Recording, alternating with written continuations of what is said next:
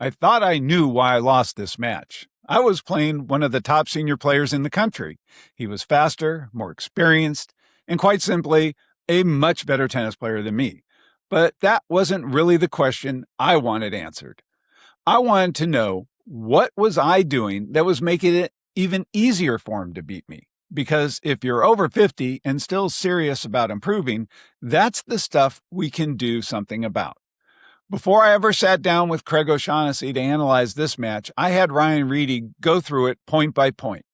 Some of you may remember Craig later looked at that same match and called what I was doing vanilla tennis. That analysis used stats generated by Scissor, and several of you correctly questioned the accuracy of some of those numbers. But Ryan's analysis was different. He went through the actual points and started showing me the things I didn't even realize I was doing: where I recovered, where I served, where I hit my returns, how often I put the ball right back through the middle, and even what I did after I hit a good shot. And this is the part that really got me. Most of what Ryan found didn't require me to be younger, faster, or hit the ball harder. It required me to play smarter.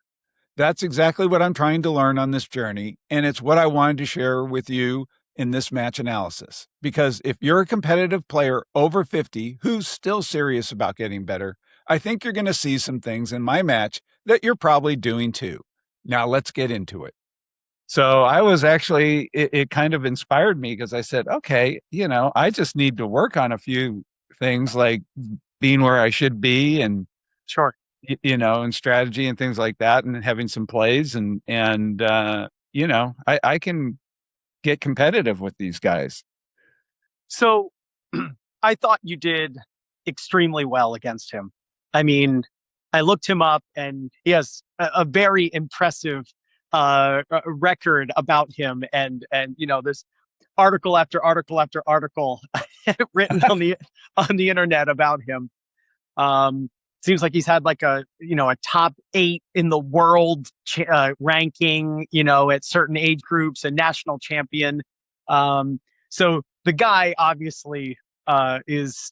As soon as I started watching him, I'm like, who is this guy? This guy is insane. And then I looked it up. And I said, "Oh yeah, this guy knows how to play tennis." His foot speed was apparent, and Yeah. it was a real disparity between his foot speed and your foot speed. But there's a I'm big also bigger disparity. than him. Yeah, you are absolutely. But there's a big disparity between. I mean, Nadal can move a lot faster than John Isner, so Right. it's even pros. There's a hierarchy when it comes to speed and movement, and so I thought you did extremely well. There were a couple stats that I'd like to go over with you from the app, which was pretty cool, Scissor, because I work mostly with Swing Vision. Right. But there were a couple things that I liked about Scissor even more than Swing Vision when it came to some of the stats. So the first one is you had a higher first serve percentage than he did. Did you look at your stats of the match? I looked at them, but I haven't studied them, and I haven't Okay. looked at it since I sent everything to you. Yeah. So you made 57%. He made 56%. And we're Wow. going to talk about, what that means. But you had fewer unforced errors. You had 13. He had 23 unforced errors. Your first serve returns in play. You were returning 60% of his first serves. He was returning 65. So Wow. it wasn't that higher a percentage on his part. Short rallies. What was really cool about the app is it broke the rallies down into what are very well-known groups: Right. 4 or less, 5 to 8, and 9 or more. And Craig O'Shaughnessy. yeah.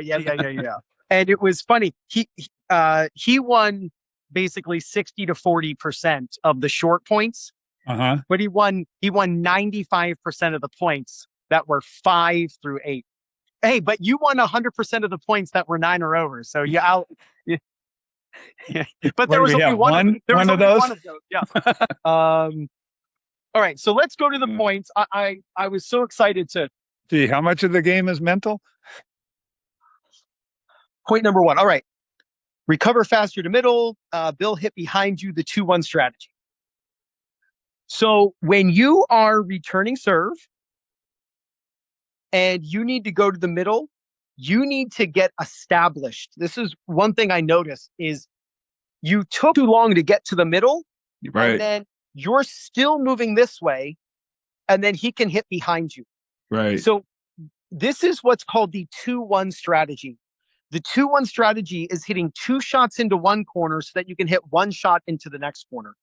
It's it's the option that you have from just hitting what's called the 1-1 strategy. 1 shot here, 1 shot here, 1 shot here, The 2-1 is hitting 2 shots into the same corner. The first one is to move you over, and that was the serve that went out wide. He knows you're recovering, so then he's going to hit the next shot behind you. This is completely on purpose. What most players think is, well, isn't this the open court? Wouldn't he go to here? But Right. your weight and your momentum's going this way. So that's why he hits behind you. So you want to do both. You want to use this. This is why it's important that you hit to the outer thirds when you play. Because when you hit to the outer thirds, it forces your opponent to have to move back to the center. And if they move slowly, you can hit to the open court. If they move back toward the center and have their weight going back to the center, you can then hit behind them. So hitting to the outer thirds, really important, both in your serves and your ground strokes to be able to set up these types of strategies. Okay.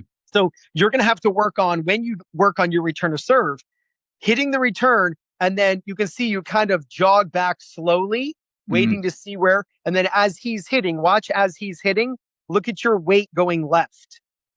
So, Right. I should be split stepping. yes. Well, you split stepped moving left, but the shot you hit was, was actually good. It was slow, but in a good way. It's, there's the idea in football of out kicking your coverage. You gave yourself plenty of time to cover back to the middle.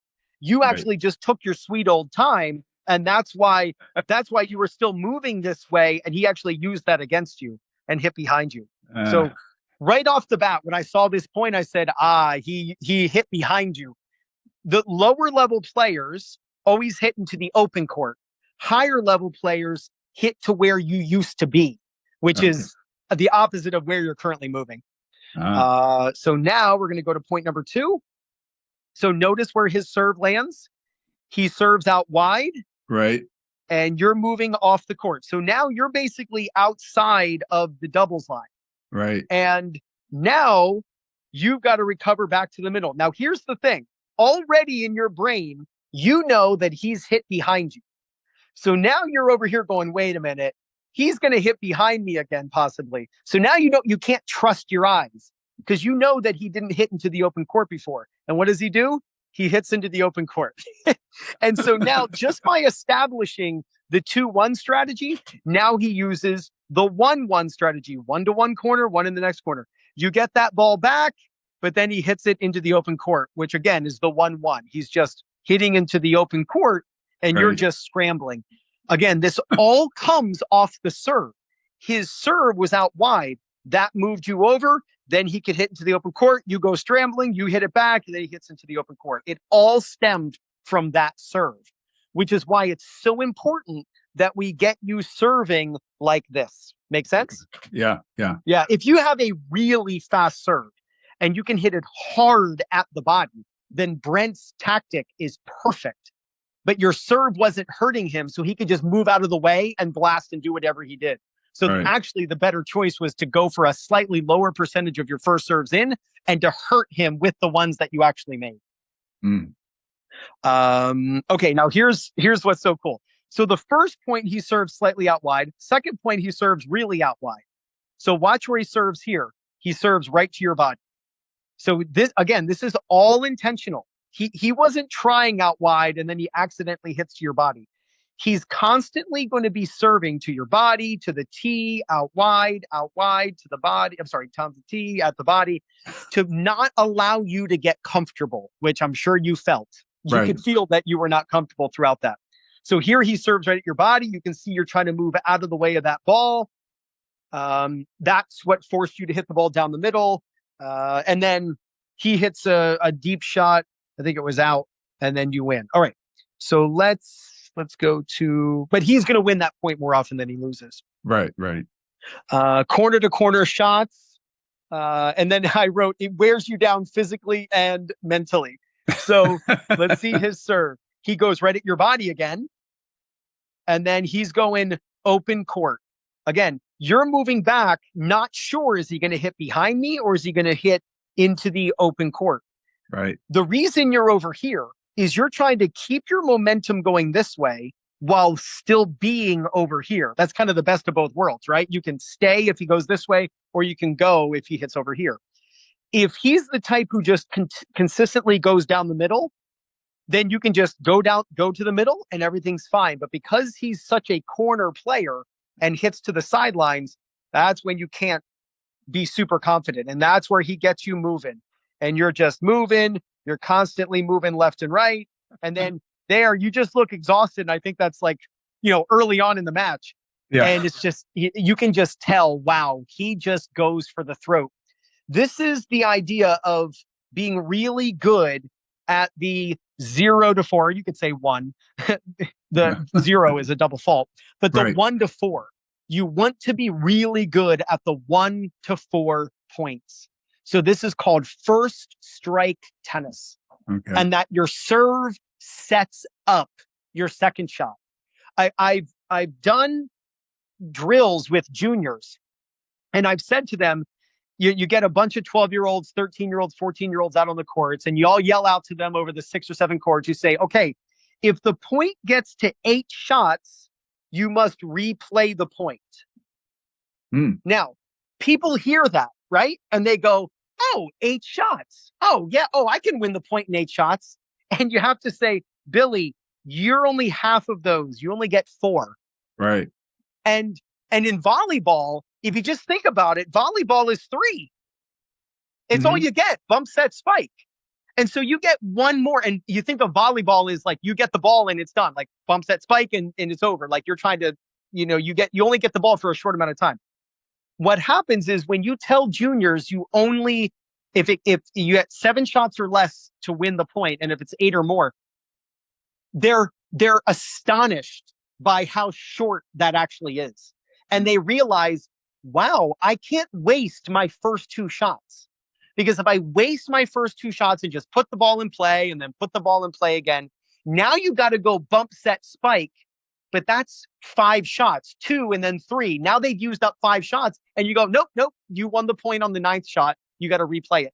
So there has to be an urgency at the very beginning of the point to put your opponent in a situation where you're either they're losing or you're setting up to attack and win. Which point are we on here? Number 5. All right. Second serve return. Okay. So this is a second serve. This serve right here, you miss your first serve. And I like this, by the way. Look where you hit. Right. I love that. You just got to do that and actually hit it in. I mean, obviously, but this is what I love. I love this. When I saw this, I'm like, all right, he's hitting to the outer thirds. He's going to try to hurt. I would love if you would hit down the back to the backhand because he's got a ferocious forehand. But watch what you do. You serve it right down the middle. Now look at him move over. See him move over to make it a forehand. Right. Now he needs to hit the ball to the outer third. He needs to hit the ball to here or to here. He does not want to hit it to the center third because that's right to you. Right. And watch what he does. He blasts the ball to your backhand. And like your back is to the net. And I think you actually missed this. Oh no, you hit it in. And yeah, you hit the net. But notice where you hit this ball. Notice your ball hits the net right here. So it looks like you're just going to be hitting it right back to him, where you want to either hit back over here. Since you moved him over, you want to hit behind him again or hit a screamer up the line.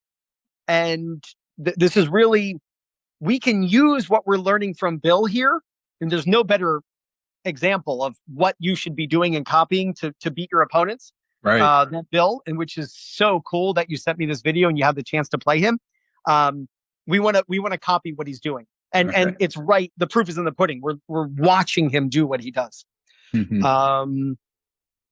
So here's a weaker serve right to the middle. Notice he's in the middle. I'm sorry, he's in front of the baseline. Right. So he's standing in front of the baseline. So he is not going to hit the ball in between those lines. When you are returning second serves, you want to blast hard the ball to the outer third. Watch what he does. He crushes the ball down the line for a winner. And you clap, which is gracious. You clap and say, nice shot, right? Yeah. And this is all intentional, what he's doing. Everything is intentional. I will say this. You have a tendency to serve and then move left. Are you doing that to hit more forehands? Probably not doing it consciously. Okay, good. That's what I wanted to know. You do it every time. Watch how you serve and watch how you move left. Right. You move to your left and you do it on all points. And I'll say this. I don't want to speak not knowing what I'm talking about. You're doing it when you're on the ad side. And it's not due to your toss. But many players fall off to the left, but your toss is to the right of you. Your toss is excellent. And so you're on balance and then you jump left. So you're actually moving away. So if Bill were to see you, or if I were to teach somebody how to play against you, I would say if I didn't tell you this already, because you're going to fix it from now on. But unbeknownst to you, I would say, hey, George, or whatever, Bob, I want you to always hit to Michael's forehand. They'll say, but that's his strength. It's like, yeah, but he's always moving away from it. Right. So it's unconscious, and you'll see that over and over and over again. I wonder when I'm serving on the deuce side if I'm always moving to the right. No, you're not, and I know that. I saw one where you stayed. I think this is more on the ad side, where it's like you're trying to get more of the court on your right. Yeah. That'll work against very low level players. It's not going to work against Bill. And knowing this tendency, look, you can get away with it, but for how long? Because with the goals you have, it's harder and harder, and you got to shore up any weaknesses in your game. Right. Positioning wise, the strategic. These are things you'll only notice if you do video analysis on a match. Okay. Against better player, you can't move left on every serve. Opens up. Okay, so this is number 7. Look at this. You do it again. Watch your serve. You're on the ad side. Watch what you do. See that little move? Right. And that split second makes it harder for me to get to the ball. Not only have you moved a little bit farther over. Again, Bill should just be hitting to this corner every time because you're always moving this way. But now your weight's going left too. And now it takes you longer. So this shot, it was a good shot, obviously, really deep. You should be here. Let's see. You should be right here moving to this ball. But you go step and then a split step. So you got about a step and a half over to your left. Now you have another step and a half.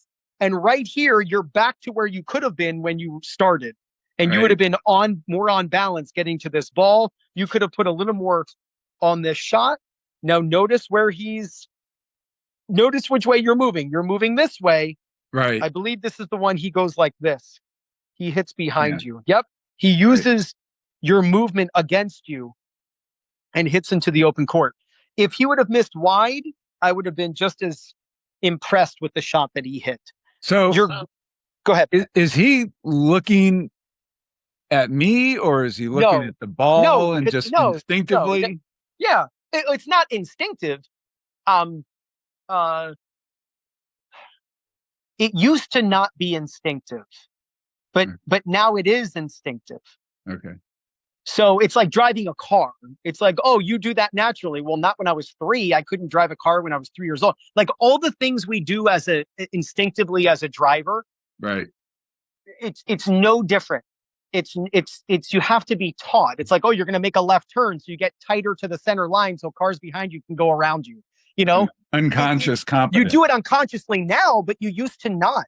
Right. Dude, you used to sit right in the middle of the lane, turning left, and everyone behind you is like, you could have moved over so we can go around you on the berm. Like, there are things that you have to be taught. And just seeing these things, I want you to now start to notice them when you critique yourself, and then start to notice them with the pros. These are the things the pros do. There's no such thing as advanced single strategy. It's just basic strategy done at an advanced level. That's all it is. That's all it is. But he knows that you're moving this way, so he's going to hit behind you. Right. And it used to be that he always hit into the open court. And then he realized, wait, his weight's going this way. Why not just wrong foot him? Right. Okay. So that's why you want to learn with taking a lesson or, hitting with somebody. You want to learn to hit 2 shots to the same corner. Right. Tennis isn't just, hit into the open court, hit into the open court. And in actuality, that's probably why when I'm in the ad side, because I took that course last year, I think, where that's what we're trying to do is hit, 1 shot to the backhand and then go wider, and I'm hitting 2 forehands, and then I would go down to the deuce side. Correct. Shot. Correct. Let me go to number 8 here. Down the middle serve. Bill hits corner. Yeah. You hit. Let me. I can't read my handwriting. Let's just watch it. So look at this. You hit right to the middle. So notice he moves over to the side. Right. You're better off returning or just serving to his backhand. I'd rather you double fault. I'd rather you just double fault going to his backhand. At least go down with the shot that's going to work. He moves over. He hits to the outer third. That moves you over to the backhand side. Watch your shot. You center the ball right down the middle. Yeah. Remember, look which way he's moving. He's moving this direction. Right. So it's a great strategy to go back cross court, but you center the ball. Now he hits the ball into the open court. Mm-hmm. So you have opportunities to copy him. And again, like you said, I have no chance to beat him. Look, I don't even know if I could beat this guy. This guy's good. Right. But the cool thing is we can learn from him. Typically, I don't get to use the opponent as an example for my students. Usually I'm like, look, don't copy this person. Now I get to say, yes, copy this person. Okay. Because what he's doing is working. All right, number 9. So this was worth the price of admission. Yes. Oh, absolutely. The learning experience that you get, because when's the next time you're going to play someone as good as him? Right? Yeah. It might be in 2 weeks. Oh, are you playing him again? Well, I don't know if he's coming up. They have the Pacific Senior Championship up here at Berkeley, and so that's in next week. Amazing. Okay, cool. Okay. And then I'm going down to the Hardcourt Nationals, and he'll definitely be there.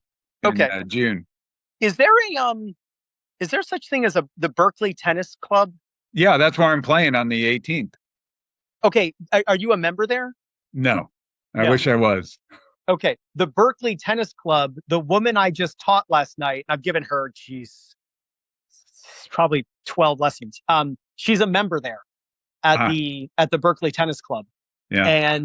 And so she's always, not always talking about it, but she says, "Oh, we have this and then that, and then I'm at my home court at the Berkeley, da da da." She's sending me match strategies. But she's a 4-0, but I think she's actually a 4-5. And she's doing a lot of doubles, like sectional doubles and stuff. So she's a good player. Right. And, I tried to get in there, but it's a $4,000 initiation and a year wait. Oh, geez. And my wife said, "Nope, you're not spending $4,000 to join." Yeah. You can find the public courts. Yeah. I got my own HOA here. Yeah, there you go. Perfect. Yeah, exactly. So let me see here. This is number 9, right? Number 9. That's why I put the notes down or the numbers down. Yeah, you hit down the middle again. So you serve. I like the serve that you hit. This is great. Look at the serve. You move him off a little bit. So look, and by the way, notice he doesn't look super comfortable on this return. Right. So you actually hitting it out wide. You actually did better than serving down the middle right at his body, I should say. Now watch this serve. You could make this a forehand, but you chose a backhand.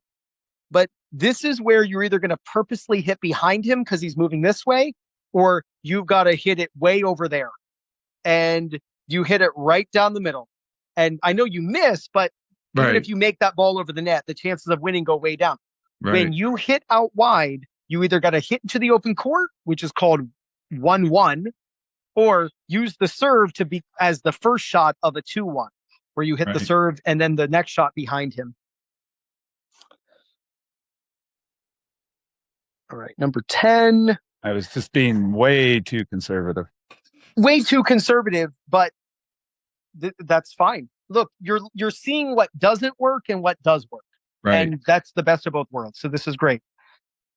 So notice you serve to his forehand. He wasn't uncomfortable on this one, and he hits the winner. So it isn't necessarily keep the ball to the body, because if you hit to the body, he just moves over and hits a forehand. You want to hit to the backhand. You need to go out and put targets at the tee and out wide. And it's funny because when I'm playing doubles, I'm always going out wide on the ad court. Yeah. And out wide or down the tee on the deuce.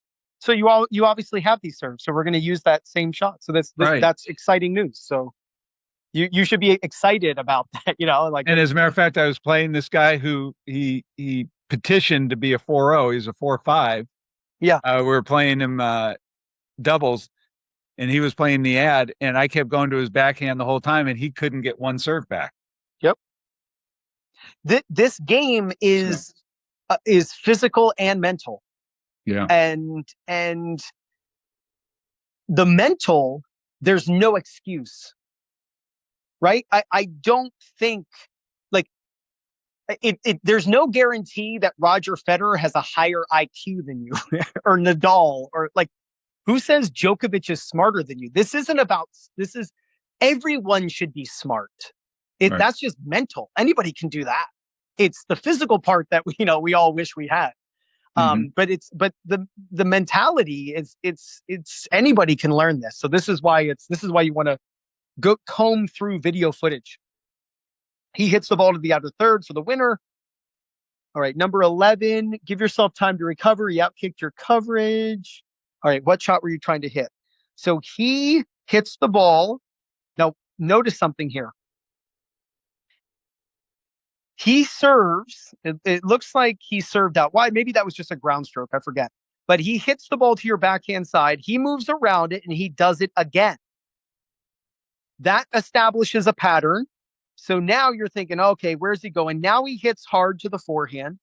Now here's where you outkick your coverage. If you run hard, hit high, buy yourself time to get back into the court. You end up hitting the ball hard, and then now look where you are, and he's about to make contact with that ball. Right. And you're way off the court still. So when you're running hard, hit super high. And that's that definition of a lob.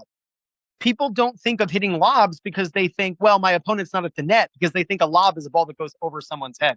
Once you free yourself with the definition of a lob, you'll be willing to hit lobs a lot more, especially when it's appropriate. So he then hits the ball into the open court because he can. Because he can. But he hits into the open court because you were still over here because you didn't hit high enough. Yeah, no, I kick myself a lot when I'm like, don't try to hit a winner behind the baseline. That's stupid. Correct. Yeah. What I would do is this. If you take a lesson, have the coach standing right here. Well, actually, maybe even farther over. Have the coach there. You start here. The coach needs to feed kind of a higher ball so you have plenty of time to get there. The goal isn't to be huffing and puffing to get there. The goal is just to be on a good jog off the court. And then your goal is to hit the ball so high that you can get back to about here by the time the ball bounces. Okay. By the time your shot comes down to the ground. Right. And you neutralize their tactic of trying to get you off the court. Give me 1 second here. Number 12. Keep ball out of the middle, hit right to Bill at the net. Well, what shot were you trying to hit? Okay. So he hits the ball to this corner. Now here's your short ball again. You hit down the middle. Here's your short ball. He approaches, and he actually approaches down the middle, which I guess he felt like he could get away with it, but He should be going like this. But this shot right here, it looks like you look up and you try to lob. Right. But if you notice where he is, he's standing. When your opponent comes to the net, there's no room behind them. Look where they are. When they come Right. to the net on their first shot, there's not a lot of room behind them. You're not going to hit it over them and get it to land in. He's Right. barely even at the service line. There's his approach shot, and he's on the service line. So the room is actually in front of him at his feet. Mm-hmm. Then if he hits the next ball and then comes in, that's when you can go for the lob over his head. Right. But you end up missing that shot. So no big deal. Let's see here. Number 13. T serve instead of down the middle. You serve down the middle. Okay, so I put 2 points back to back here with number 13. Notice where he serves. He serves down the tee, and you're in a lot of trouble. He comes in, volley, he does a little serve and volley. I think that was a double bounce. And then watch where you serve. You serve right at him. So again, it's all about what risk are you taking? The goal is to take calculated risks. Mm-hmm. And then notice where he's hitting. He's hitting to the outer thirds with his return. All right. Number 14, I think it's the same thing here. He serves out wide for an ace or a service winner. And now it's your turn to serve on this next point I recorded, and you hit and you serve right to the middle. You can see him turn. He's not even moving. He's Right. just turning for he's turning for a return to serve, and he's not moving. Let's see what happens here. Now he should hit this ball to the outer third. So he should hit the ball to the outside of these two lines. Let's see where he hits. Yep. So he hits to the outer third. That gets you moving. Uh-oh. Now I don't know where he hits this. I know where he's going. Do you? Yeah, I think he's going. Oh, yeah, behind me. Yeah, he hits behind you. So you're moving to the center, and then he hits behind you. You can see how often you're moving this way, and he hits behind you. Yeah. The lower level players tend to always they grab the lowest hanging fruit. They're like, "Oh, I like to hit into the open court." When I hear people say hit into the open court, it's just a lower strategy and tactic. Mm-hmm. It's lower on the pecking order.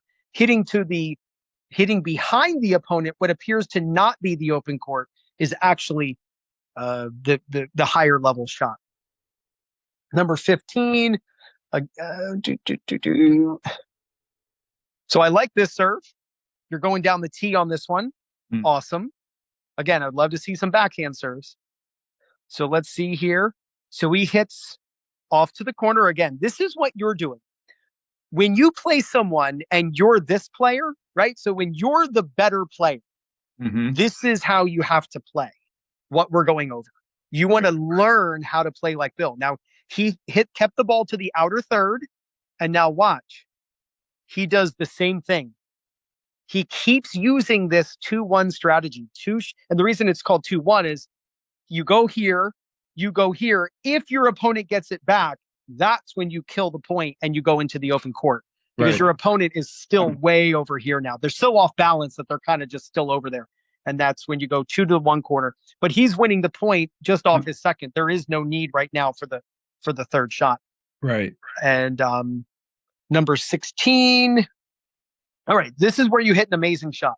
There's the ball down the middle, serve down the middle. Now watch. He keeps the ball, second serve, so he returns to the outer third. You hit a really good shot deep cross court. This is one of my favorite shots you hit in the point in this match. Now here's what's really cool. Because you hit the ball cross court and he actually ran around it to hit a forehand, you are now on the same side of the court as your opponent. When you're on the same side of the court as your opponent and you're the one hitting the ball, you have a big advantage, because he needs to sprint this way to cover your cross court.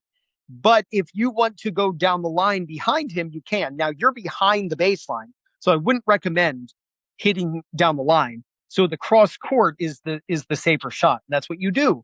You hit a good shot cross court. He doesn't do much with this next ball.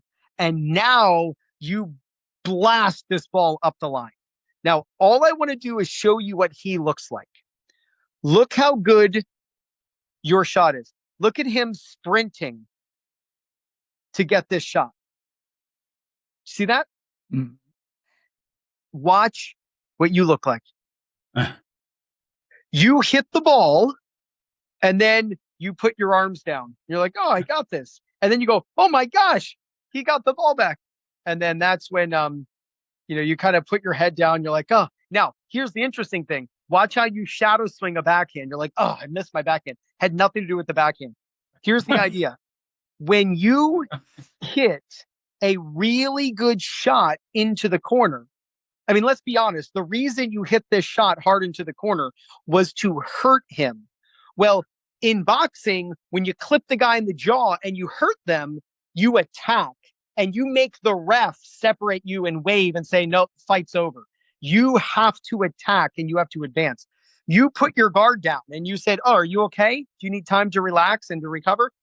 You should have been moving in. The moment you hit that ball, you need to move in. You crushed it and it's to his backhand side. You need to move in. And this next ball, that ball right there, you'd be volleying.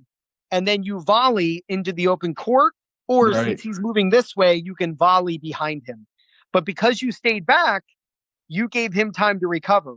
And now he's in perfect position. He was in trouble, but you let him off the hook. So you can't let your opponent off the hook. So anytime you hit a strong shot to the corner, you need to advance and move forward. Split step as they hit, get the next ball out of the air. He actually does that. I think it was number 13. Yeah. Watch. Let's see this. So watch, see how he hits a T serve. You're in trouble. And then notice how he comes in and take that next ball out of the air. It was a deep return, but he was going to go forward and just take the ball out of the air. And that's kind of a relative to, or a cousin to, what we just talked about. Let's see here. You hit a great shot. Number 16. That was number 16. Okay, number 17. Anytime you get your opponent in trouble, you need to attack. Bill has a second serve return. He hits to the outer third. And again, I want to get this in your brain, because anytime you are returning a second serve, you need to purposely hit the ball to the outer thirds of the court. And that's what he does. And he gets you way in trouble. Right. And notice he misses his easy sitter. You need to guess. Okay. So notice he has a sitter. Now, when you're playing someone very good, you need to assume they're going to blast the ball to the corner. Okay. This is where you need to be like a keeper in soccer. If this is soccer and it's a penalty kick, you can't wait for the kick, see where it's going, and then move.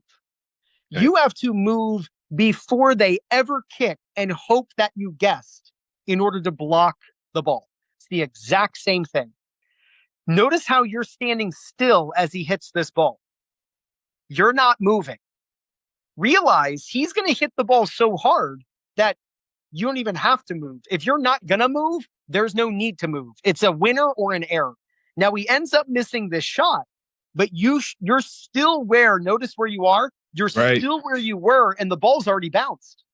So that shows you that you can't see the ball and then run for it.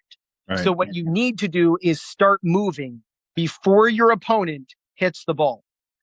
At the higher levels, they're not going to hit it down the middle. They're going to blast it. So you just guess, and it doesn't matter which way you guess. It's a 50-50. But being in the middle is not the right guess. Yeah. Going left or right is the right guess. That's a zero. Yeah, that's a zero. So at least guess left or right. But notice he misses the shot, but he misses it wide, which is, there are such things as appropriate misses. Right. Let's see here. 19, make net opponent earn the point. So he comes in. Notice you hit it right to him, and he ends up, maybe he took it a little nonchalantly, but again, he missed the ball. So players miss. So I was really happy. That was the last point. I thought I would end on you winning the point. Thank you. Yeah, you got it. I may be dumb, but I'm not stupid. So Wow. I think that was a really great example of seeing what you were doing and some weaknesses that you have in your strategy. But the weaknesses aren't weaknesses. They worked against the players you play against. Right.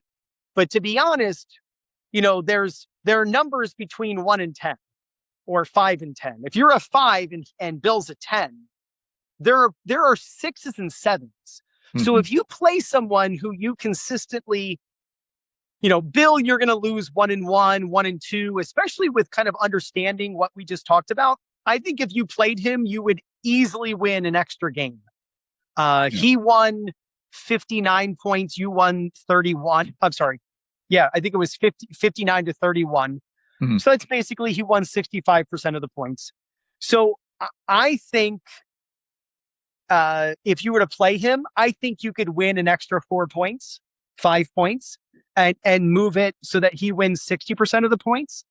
And it's 6-2, 6-1, maybe 6-2, 6-2. You pull out a couple more games at deuce, which a couple games went to deuce that you lost. So Right. I think you could turn those extra 2 points into a full game. But it's the matches where you're going to lose 6-4, 6-4 playing the way you currently are. Yeah. And you change, right? So the magic number, did we talk about this? The magic number in tennis? Nope. The magic number of points that you're trying to win is 55%. Oh, right. Okay. That's the magic number. Right. And so we talked about 5 different situations: when you're serving, when you're returning, when you're rallying, when your opponent comes to the net, and when you come to the net and you're coming forward, and making sure that you attack, like you hit your opponent in trouble and you go forward. Right. Like that's the one that we talked about, going to the net, because I didn't really see you get a short ball and you hit an approach shot. Right. If you can win one extra point in each situation, you turn a 50-50 match into a 55-45. Right. Which means a 50-50 match is coin flip. You win 7-6, he wins 7-6, 5-7, 7-5. Who knows who wins that? You win one extra point in each situation just by applying what we talked about. The players you typically lose to 3-6, you take to a tiebreaker. And the players you typically have a tiebreaker and you can think of someone and it's always neck and neck, you apply what we just did, you beat them 6-3. And you won one extra point when you're serving, one extra point, you get a return a serve, second serve, you're inside the court, and you don't just push it down the middle and squander that chance to take a stranglehold of the point that's 4 or less. Because 4 or less, 4 shots for you is 8 total. But when the point is 4 shots or less, that's only 2 each. Right. You don't have the margin in your business to be wasting money on, you don't have the margin in points to just waste a shot. It has to be, and you saw him, every single second serve return was to a corner. Right. You don't become a top 10 player in the world in your level at your age group and, the captain of his national team and number 1 in the country in the 55s by hitting returns down the middle. It's just, that's just not how you can do it. You can't let them go through the cracks because every dollar counts. Every shot counts, and you want to use it and not squander it.